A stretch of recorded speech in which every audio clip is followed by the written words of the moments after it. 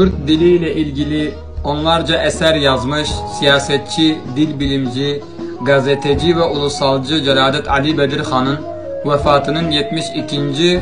yıl dönümünü geçirmekteyiz. Celadet Ali Bey 1933'te Mustafa Kemal'e hitaben bir mektup kaleme alır. Mektubunun ilk kısmında hukukçu ve siyasetçi şapkasıyla rejimin Kürt politikalarını mercek altına alır ve Kemalist rejimin Kürt karşıtı bir siyasetle alabileceği bir yolunun olmadığını söyler. İkinci kısmında ise bir dil bilimci olarak Cumhuriyet rejiminin Kürtçe'ye karşı izlediği siyaseti nazik bir dille ama çok sert bir şekilde tenkit eder. Cizre beylerinden Bedirxan Bey'in oğullarından Emin Ali Bedirxan 20. yüzyılının önemli Kürt aydınlarından biridir.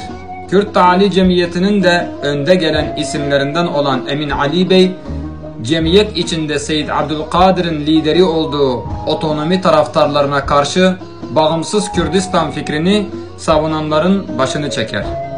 Dar zamanda Kürtler Mustafa Kemal'in yanında dururlar, fakat feraha varılınca Kürtlere verilen sözlerin tutulmaması Şeyh Said kıyamını patlatır.